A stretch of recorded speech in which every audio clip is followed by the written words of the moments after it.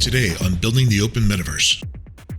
The nice thing about GLTF is that it doesn't try to be an authoring format. You know, we're not a little USD. We're something completely distinct and different.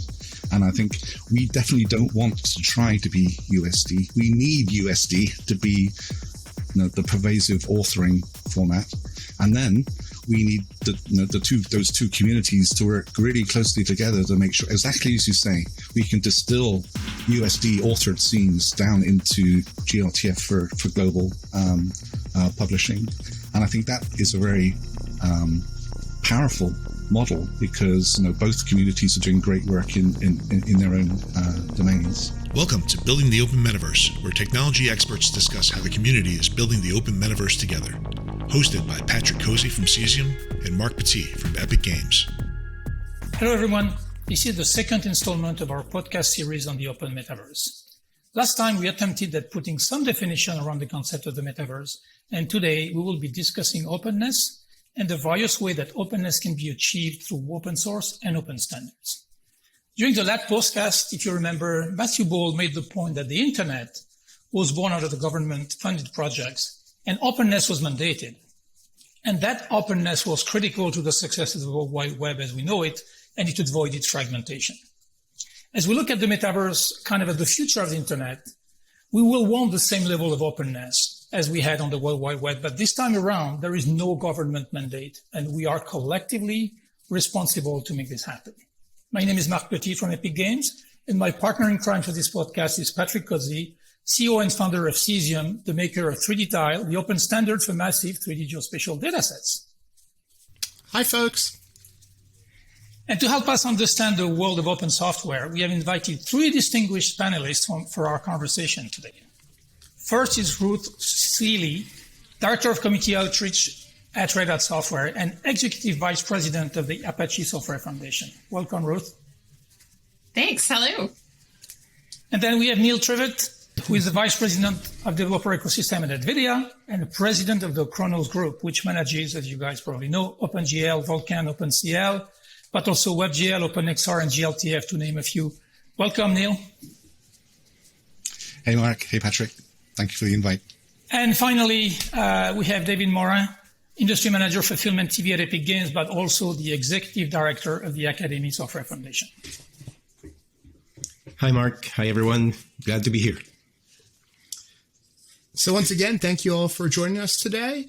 And when we think about building and connecting experiences in the metaverse, the developer and the creator communities need well-defined and open APIs and formats and reusable software libraries that we can leverage the collective work of the community. And in this area, we hear two terms. We hear open source and we hear open standards. And Ruth, I'm hoping, can you help define and compare these? Sure. So in the heart of pretty much everything that I do at Red Hat and Apache and all of the various organizations, communities that I work in, open source is really the core of most of those. So I get to describe it a lot. I like to use a cookie analogy. So let's say, Patrick, you think that oatmeal raisin cookies are fantastic. But David's kind of like, the raisins are terrible, and I always feel like I got cheated, and I wanted chocolate chips. So David wants some oatmeal chocolate chip cookies, but he's got to start from scratch. He's got to figure out how much butter and how much oatmeal and how many eggs and everything that goes into them. And at the end of the day, he's kind of like, you know what? I might just go buy some cookies. I don't know. But if Patrick shares his awesome oatmeal raisin cookie recipe, all David has to do is take the raisins out and figure out how many chocolate chips go in. And that fundamentally is how open source works.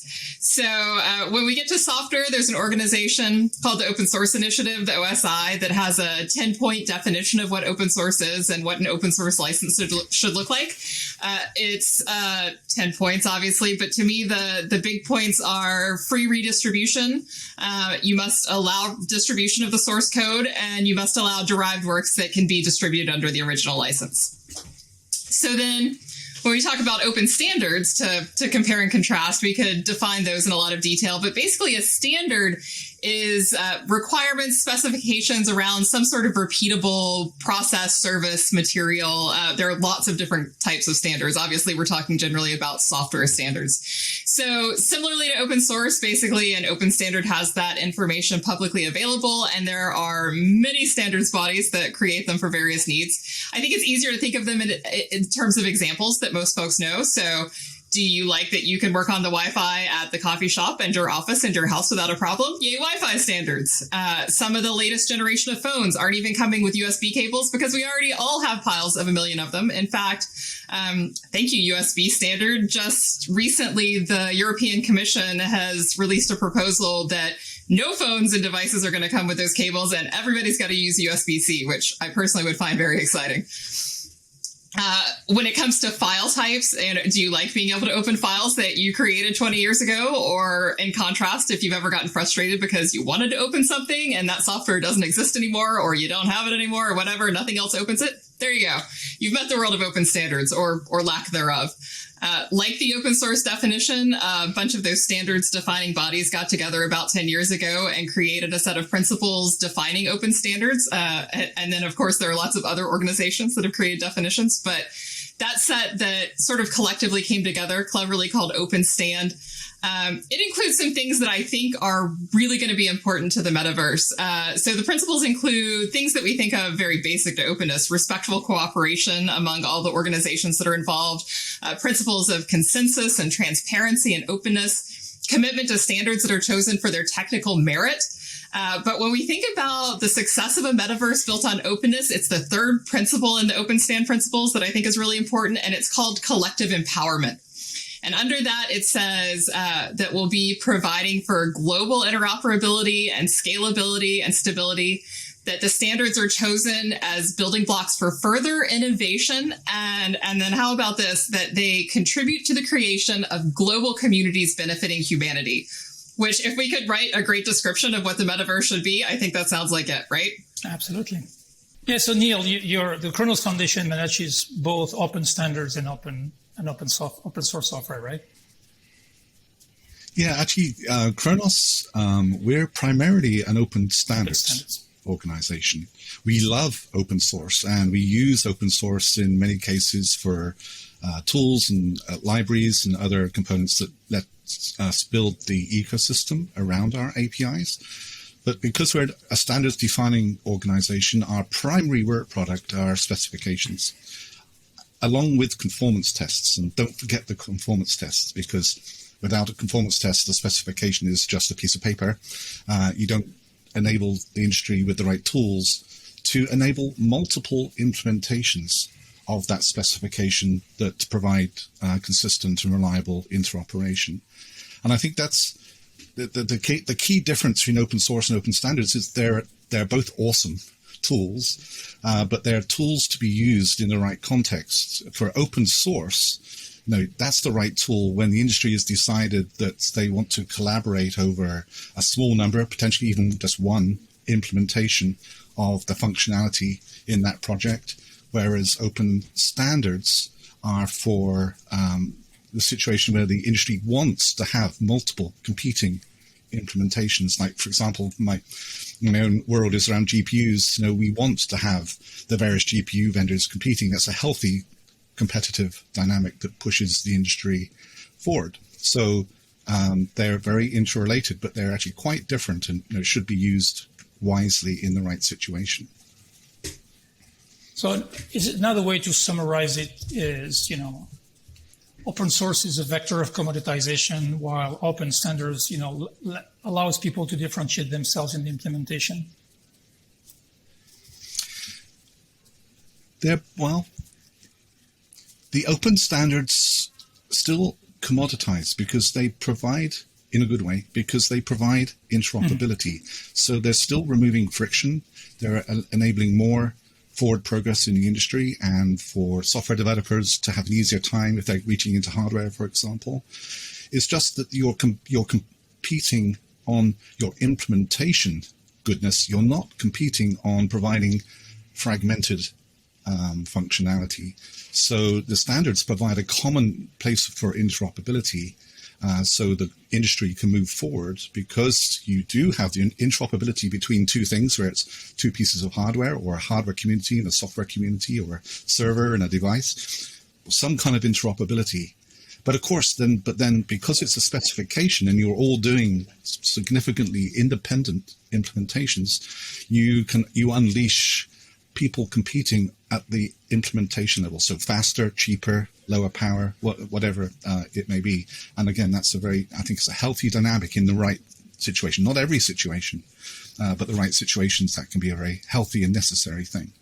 I think an important distinction to remember is that open source is code, and it's code that we want to change frequently and improve often. And an open standard is a document that ideally you would like to not change frequently. Mm-hmm. Right. Ruth, that's really well said. And I do think there's some confusion out there today on code versus document. So thank you for clearing that up.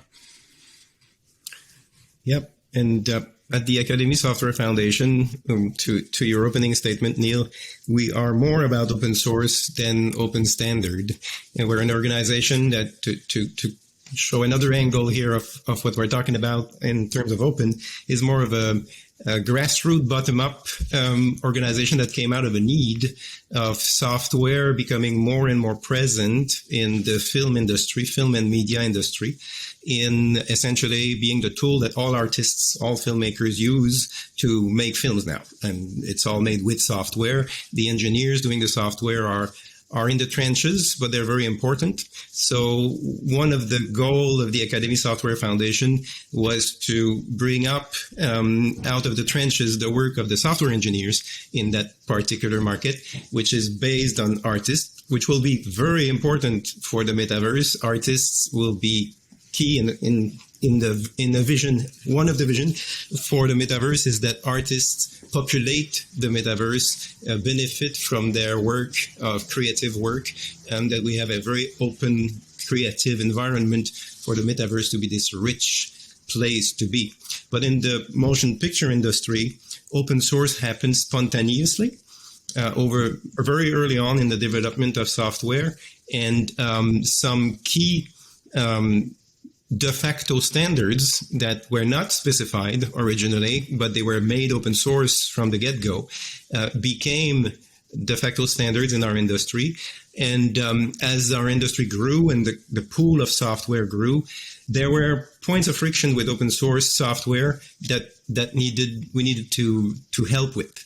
And so the foundation was created to facilitate to remove the friction in doing open source software industry-wide, to help the engineers, because it's often the engineer that has the idea about a library or a piece of software that everybody should use, to use the cookie analogy, to be able to share the cookies. And it rarely comes, or originally, it rarely came from the top, from the studio executives saying, oh, let's do this open source. It was engineers who were coming up with it. And one of the big missions of our foundation is to empower the engineers.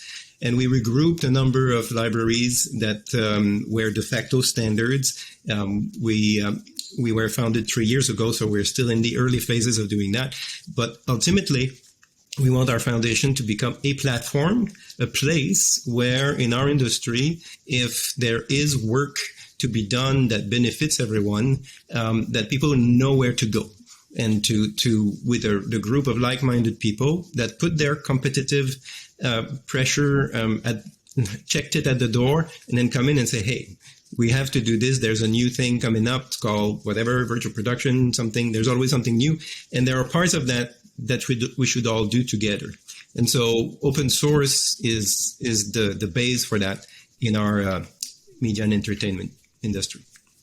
So that's an interesting segue into the next point that we wanted to discuss with you guys. So as you mentioned, David, we saw a lot of open source initiatives in the movie industry start in studios and then migrate to the Academy Software Foundation. And we still have, some open source software that are sponsored or defined by independent companies. So can you give us an example of let's try to be pragmatic. I mean, Neil, you guys manage GLTF. David, the Academy Software Foundation manages OpenVDB, and then we'll take the open source flagship of the moment, USD, who is managed by Pixar. So if you wanted to add a feature in each of one of these formats, how would you go in the three of those, for example? Right. So when anybody can start an open source project at any level, from the individual engineers to the companies and to consortium or foundations, a lot of the time they start small, and the owner, the maintainer of the project who created it, takes on the collaboration from others and checks it in the code, and you have a community that forms around that specific need. And that's all good and fine when you have a small group of people working on the project. And there's a life cycle to open source projects, and they will reach at some point, not all of them, but the one that are really useful and by way of the community will reach critical mass, and then they will need more support and structure to grow. And so OpenVDB, for instance, you mentioned, is a volumetric data exchange format and tools that go with it to do all explosions and fireworks and things like that, created by DreamWorks originally. They open sourced it while they were working on it. Others started to use it in the industry. At some point, there was a question of who should maintain it, where should it go, and that's where the foundation, an organization like the foundation comes in to help make that work.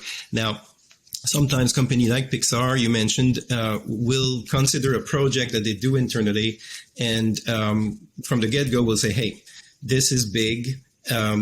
This should serve the industry, not just us, and would be nice to have other contribute. So they decide that their USD Universal Scene Description project is going to be open source, and then they have engineers already, many engineers working on the project internally. They assign some to manage the community, and the project is vibrant and going well, and that's beautiful. We want those kind of open source projects to happen everywhere.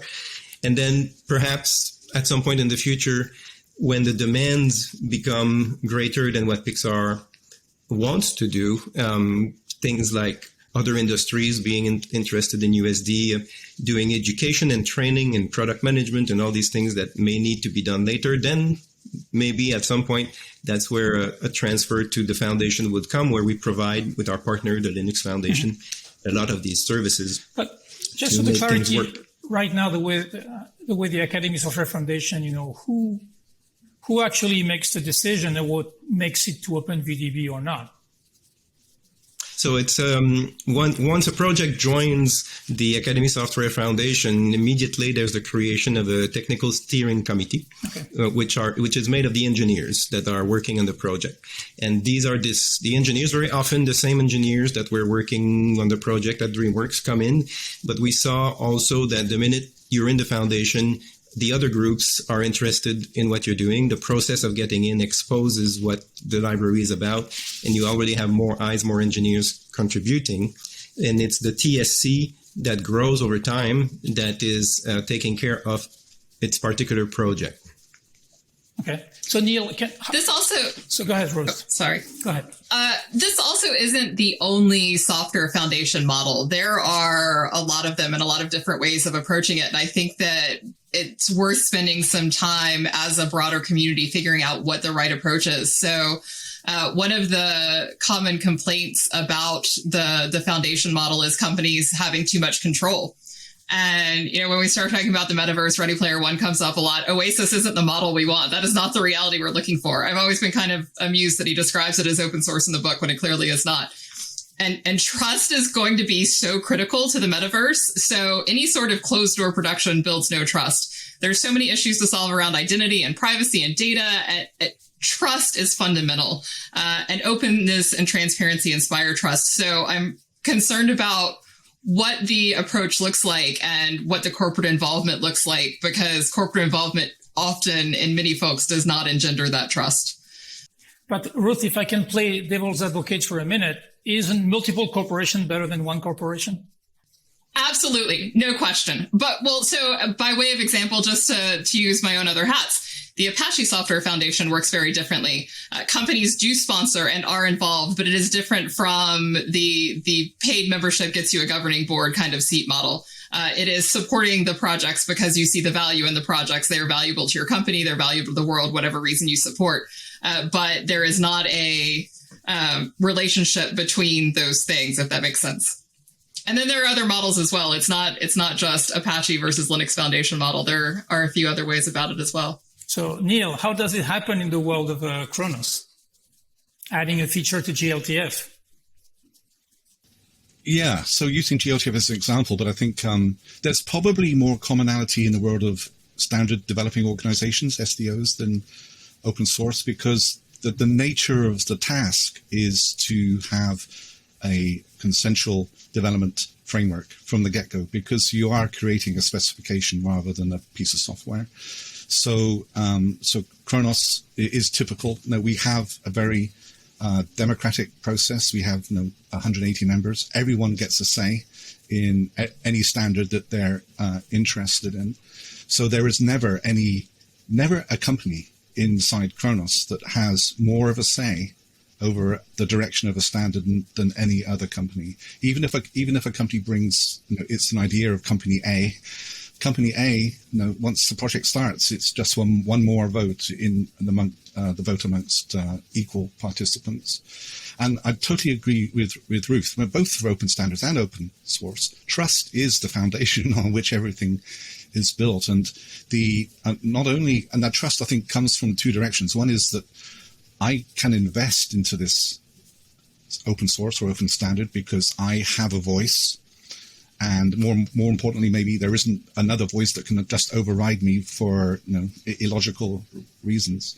But also, because the industry is very dynamic, it's important that the long-term health of any project, open source or open standard, is not dependent on the support and the involvement of any one company.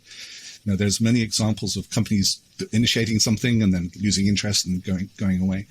If you have a truly open collaborative framework, you're not dependent anymore on one company's involvement, and that's trust building because you can guarantee longevity. But to get to your question, how do you extend GLTF? There's two levels of extensions to GLTF. One is Khronos initiated extensions. So it's the working group that will decide. All of the members have the equal vote, but it is the working group in the end that decides on what would be a good extension to build into GLTF. Anyone is welcome to join in. That's an important part of being an open consortium. And we try to involve the community as much as we can. So a lot of the development discussions and ideas, in some cases for new Khronos extensions, come in from the community through our GitHub servers. People give us issues and ideas, and it's a very open process. But the working group gets to decide. You need a deciding body in the end, else you have chaos, and the working group is that deciding body. But another important part of GLTF is that we have what we call vendor extensions. A bit of a weird misnomer name, but basically it's an extension that anyone can define at any time. We have guidelines and a central registry, so we don't get naming conflicts. But basically, anyone can define a GLTF extension at any time to meet their own market or even specific customer needs without needing the permission from Khronos, or even to tell us. Although we love to be involved because maybe we can synergize with what's going on. It's an important part of the freedom of using GLTF that you can extend it for your own needs, for certain, without being blocked by anyone. And we actually do find quite a lot of people using that, but we're trying to encourage them to engage with Khronos so we can coordinate some of these activities and leverage the good effort and insights that some of these vendor extensions are bringing into the specification. So, Neil, allowing these vendor extensions, right, kind of allow rapid adoption and rapid innovation, but could also potentially lead to ecosystem and market fragmentation. And I think you're kind of hinting at, hey, well, we want to avoid that, and we want to foster collaboration by bringing folks who are doing vendor extensions into potentially maybe promoting to official extensions. I mean, could you talk a bit about how that works?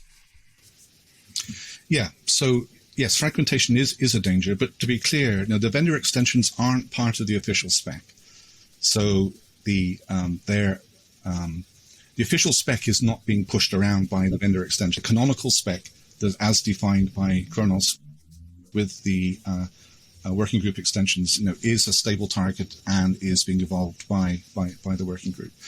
But yes, the vendor extensions, there's lots of good work going on out there, and so we are actively outreaching into the community, encouraging people to join the working group. That's the best thing.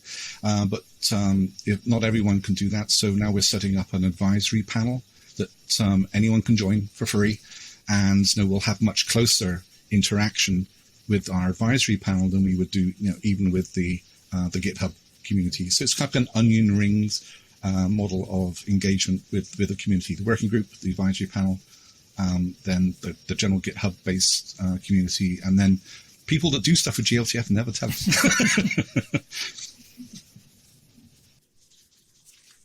Openness is key to every type of different organization that are there to help the open source movement. And so on the foundation type model, you get companies, and it was well suited to the film industry in that you have a number of studios and each one of them have different policies. One of the reasons we set up the foundation is because there was friction around the licenses, the open source licenses that are used in the industry. There's as many open source licenses as sometimes there is open source projects, and often studios legal department would block the use of a library or a project when they became aware of it, even though it was already used in many years, and that would stunt the growth of open source in our industry. So one of the things we did is we have a committee, a legal committee, where we regrouped the legal counsel of all the studios who are normally fighting with each other in very strong ways.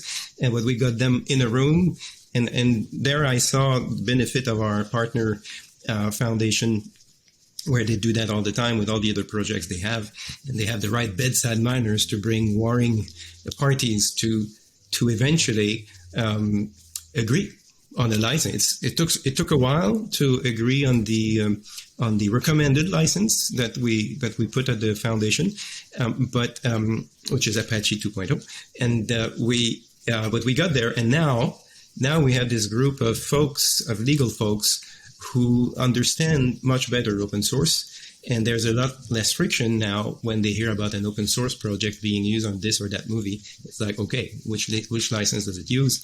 Is that's the right one? Then it goes through, not a problem anymore. So that's there's many aspects around open source being software that we need to help as it grows at all aspects, legal, community, helping the engineers, shining a light in our industry. As I said, in other industries like Silicon Valley, the engineer is at the core of all products, so they have lots of visibility. In film and television, the engineer is doing the software that the artists use. So it's very important for us to promote the work of the engineers, to shine a light, to talk about diversity and inclusion in our industry. We have a big effort in that direction to bring people, engineers of all backgrounds, male, females, and people of color to bring their work up and shine a light and prepare for the next generation of engineer, going to school, K-12, talking about, taking our best examples of engineers who do work and making that visible and making space also for traditionally our industry. You may have heard the Oscars so white and all that. There's a lot of white people. So we need to make space for the other communities and the other for diversity in our industry. That's part of open source as well. I have to underline what David was saying in the first half of that about what the Academy Software Foundation has accomplished, I'm a big fan and use this as an example all the time of a group that was able to bring together this industry that is historically really reluctant to use, acknowledge, or be involved in open source in any way whatsoever, and has come so far in really, 3 years? Not that long. Thank you. We still have a lot of work to do to get to this collaboration platform that we want to achieve. But the response has been great. And we found in the companies that joined, lots of companies are members, and they're helping us fund our activities so that we can invest in the community. And it's a lot of learning. I will say for someone like me who comes from commercial software, there was a time I was at Microsoft when Steve Ballmer described open source as the evil empire. I don't remember exactly what he described that it was. But open source has made great strides since then in its acceptance, but there's still a lot to do. And, our topic here, the metaverse, is our biggest challenge. We need to really open our doors and our minds to collaborating together and to do what we have to do. There's always going to be legal issues, and there's always going to be, people have to eat. We need to find a way to fund these projects, but to do it in a way that's collaborative. Well, if you want to know how far we've come since then, I was talking to a couple of 20-somethings at a conference 2 or 3 years ago, and they were completely unaware that Microsoft had ever not done open source in some fashion. Had no idea. That's where we are now. Yeah. That points to my age. Yes. Wow. So on that note of collaboration, I'd like to shift gears a little bit and maybe look at the open standards today and maybe where they need to go in the future. When we think of the metaverse as a future internet that has 3D immersion at its center, we will need a lot of 3D interoperability, especially to have a fully simulated world. Right. So maybe, Neil, could you help explain where you think the gaps are and where we as a community can collaborate to make sure that we have broadly interoperable 3D for the metaverse? I'm glad you put the word 3D in there, because without that, it would have been like a huge question. Okay, 3D, that scopes it a little bit. But I agree with your premise. We're going to need an inordinate amount of interoperability. So for those of us that are active in trying to foster collaboration through open source or open standards, I think we're going to have a busy time over the next few years as the metaverse comes together, and that's great, because I think the people that get involved in this kinds of stuff, we have a certain mindset that we believe in collaboration in helping to move the industry forward faster, to the benefit of all, to the commercial benefit and the good. The general benefit of everyone involved and the end users. So for 3D, I mean, we kind of discussing in Khronos, we have a number of standards, and we kind of, the way we segment it down is there are 3 pillars of spatial 3D or XR, whatever you want to call it, and that's the graphics rendering. And in many ways, that maybe is the most advanced of the, that's been around for many years. But, it's nowhere near done. We want completely realistic looking humans and simulated cloth and clothes and avatars. There's lots of good research ongoing still on how we can achieve that in a graphical system in real time. A lot of it's been done at Epic, that is a very interesting area. Then there's the whole interoperability issue of the 3D displays. In other words, XR displays, HMDs, or handheld devices. Can we create single APIs that provide application portability across all this diverse hardware?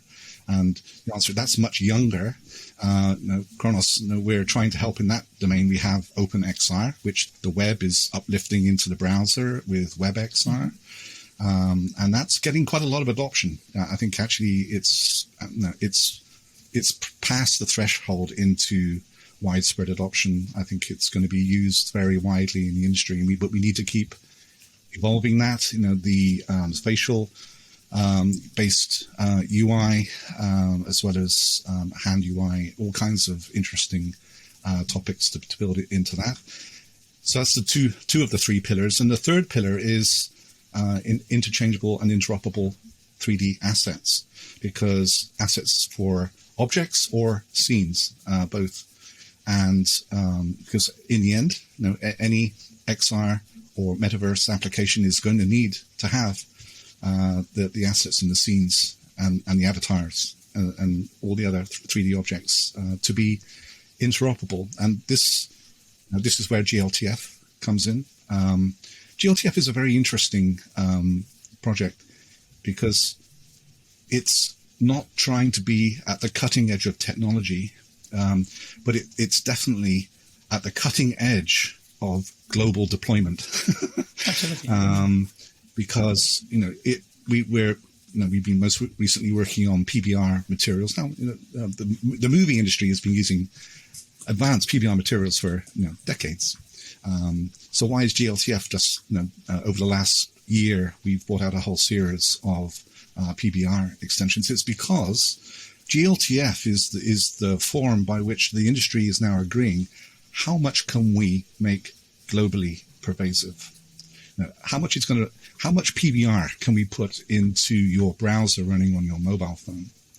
Because suddenly you're not just reaching a few thousand users with high-end workstations building movies. You're reaching billions of users that have a mobile phone in their hand, and that's, I think, a very interesting exercise. And I think GLTF has proven to be the place where we can rise that tide for every user in the world.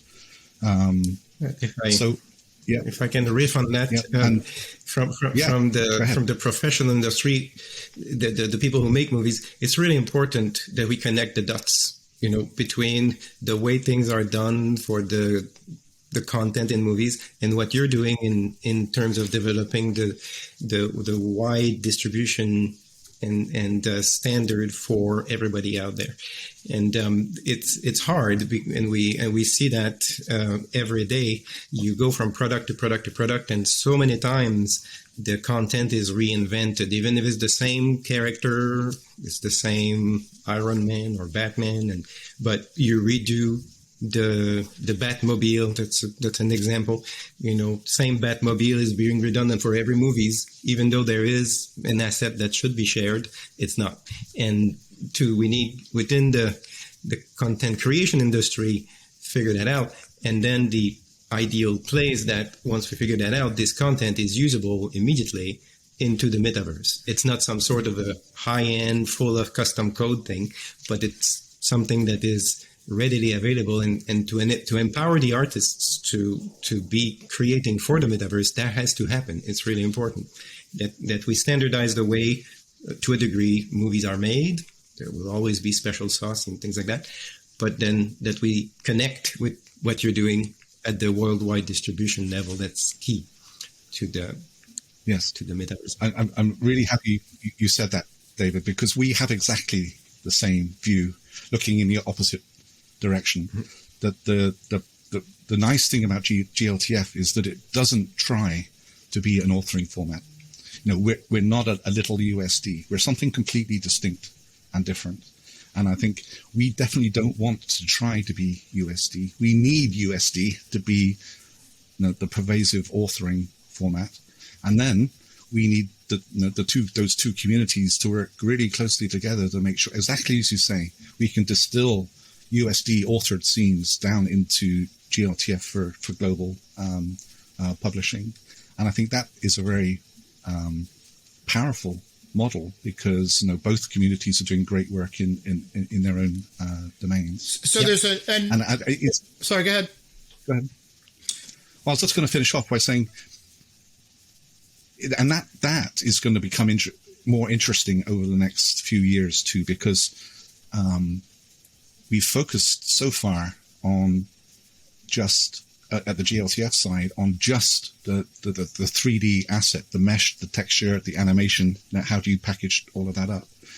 But it came up at the BOF that Marc and Patrick were running at SIGGRAPH Vlad from Mozilla had the awesome point is that if we just keep doing that, we're just going to have more and more 3D viewers, where we need behaviors to be encapsulated, authored, and encapsulated for delivery. If we're going to have genuinely composable, reusable metaverse assets that go beyond just the textures and the polygons, and they start having things like behaviors and physics and price, the whole economics, DRM, all these different things that you're going to need to be able to take an asset in all its complexity, not just the 3D mechanics of it, and take them between these different parts of the universe, metaverse. Now, that's going to be a very interesting interoperability challenge. So do you see Khronos tackling those issues in the future? I think we can contribute certainly to some of those. So how do you put physics into a 3D asset? How do you put a certain set of behaviors? I think we do have the right quorum of companies to do some of it, and we can leverage the work that USD has done on behaviors and be a good distillation partner for USD. But we can't do everything. There's things like DRM and and even into game mechanics. Marc, you work in circles. I'm sure would have more insight than we do. What the weapon's going to be, and what are the vehicles going to be, and how you're going to take a vehicle from one game to another, written by a different company. It's going to take all kinds of input from different.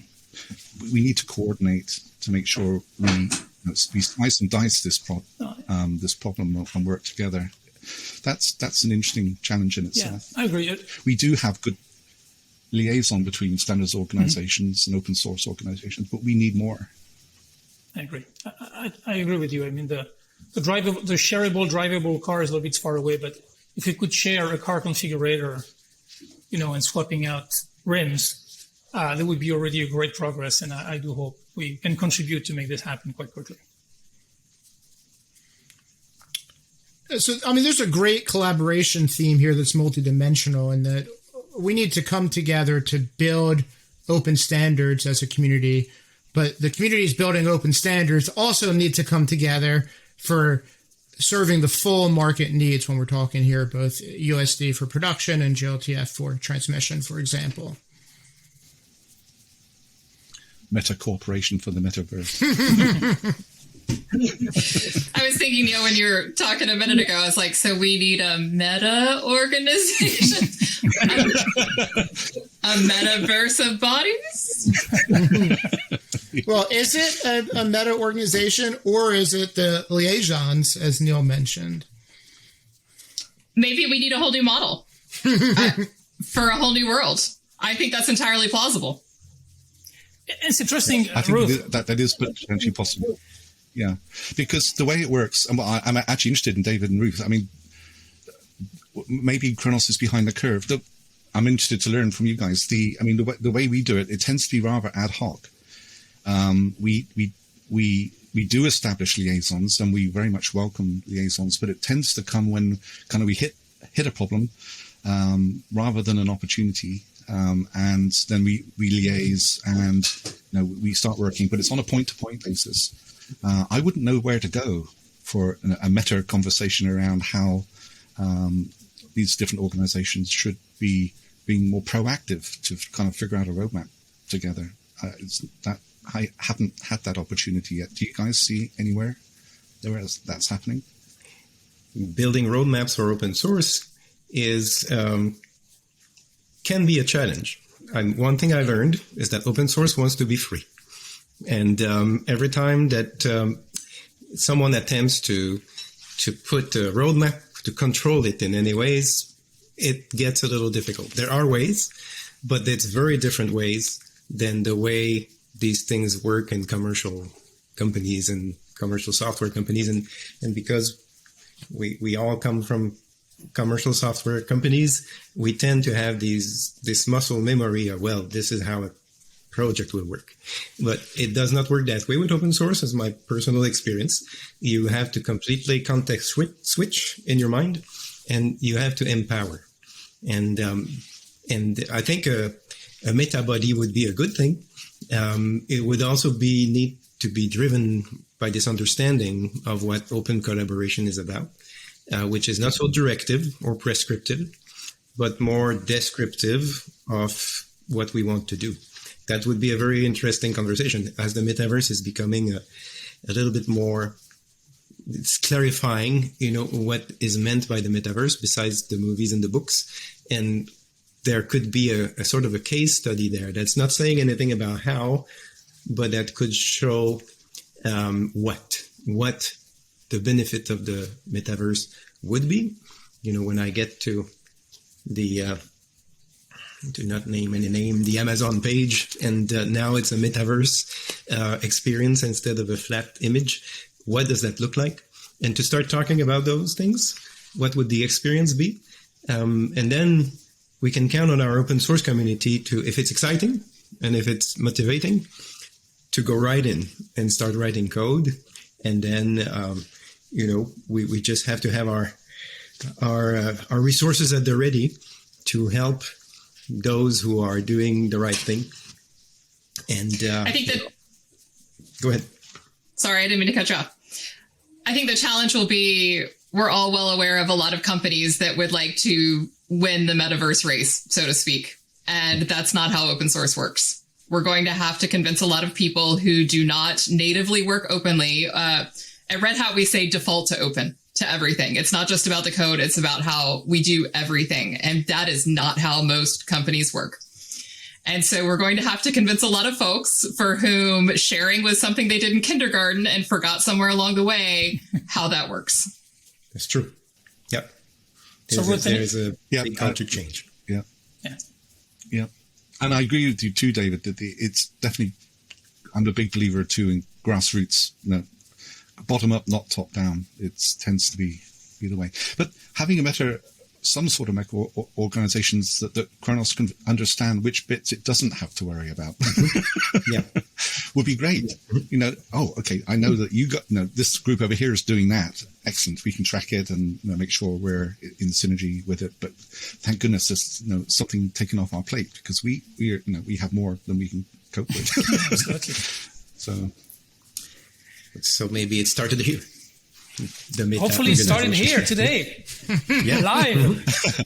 Done. We've solved all the problems. Go team. All right. Have a good weekend. So right. Marc, on that note, should we wrap up and maybe do a quick round robin for each guest in case there's anything that they didn't get to talk about that they wanted to talk about?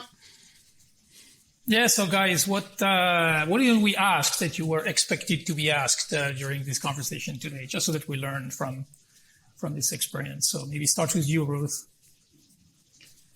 Oh, I think we covered as much as we possibly could in such a short amount of time. I appreciate you asking me to be here. This is such an exciting topic to discuss. It's, a lot of people lament that the world has been explored, like all that's left is the seas and outer space, but the metaverse isn't just exploring strange new worlds and new civilizations, so to speak. We're talking about constructing one fundamentally. That's way more exciting. So this is a really fascinating discussion to be a part of. Well, thank you. Neil? Yeah, and I think too, we've covered the important stuff. I think it's going to be an exciting time. As you said at the beginning, the need for cooperation is going to increase. So I like Ruth's suggestion. We should think outside the box on how to enable that. And if we're successful, like any truly pervasive standard, once it's truly successful, people forget about it because it's just there and accepted as part of everyday life. And that's our goal. We have a way to get there, but it's going to be an exciting journey. Yeah, and the metaverse is potentially the best thing that ever happened to creative and artistic activity in human history. And, what else can you do better than create something new?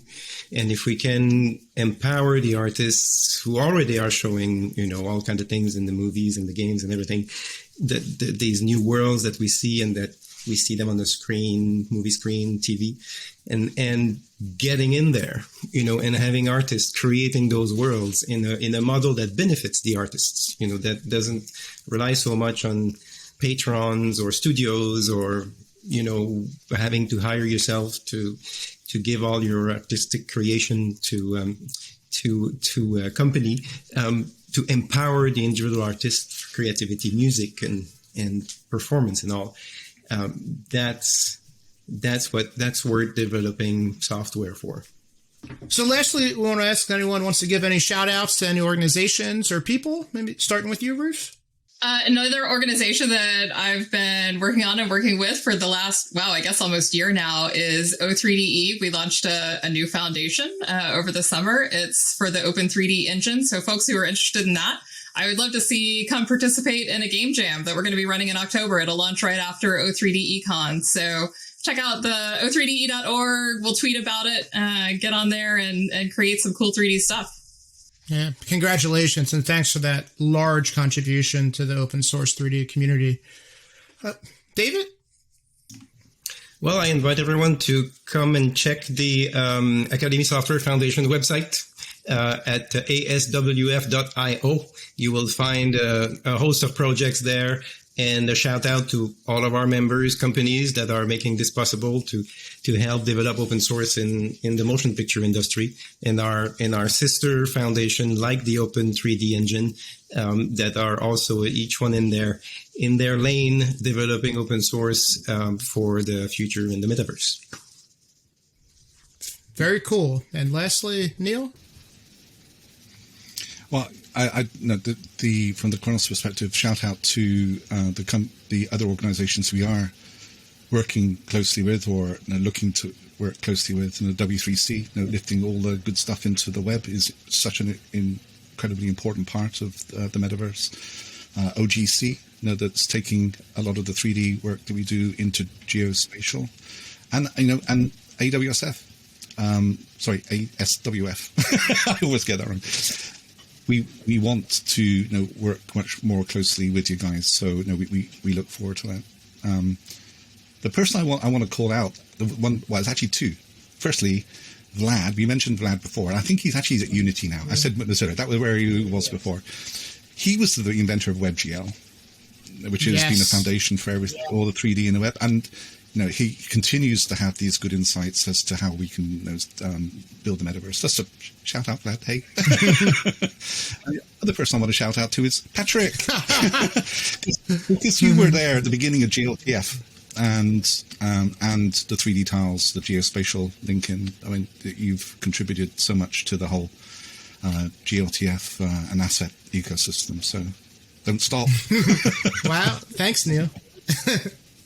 And so maybe, Patrick, that's the idea. We should invite Vlad. And we started the conversation at the SIGGRAPH BOF, and I think it's probably one of the good ideas is to dig a little bit deeper into how we could create those standards and hear from Vlad and a few other people who have a very, very strong history and track record in building up things like WebGL. So. Yeah, I really like how Vlad talked about assets, attributes, and behaviors, and would love to have him on a future episode. All right. Well, thank you all very much for your time today. It was an interesting conversation. I hope we got everybody to understand the world of open source and open standards a bit better. And as you all know, we look forward to an open metaverse. And thank you, everyone, for listening. And if you like the content, please subscribe to the Building the Open Metaverse podcast.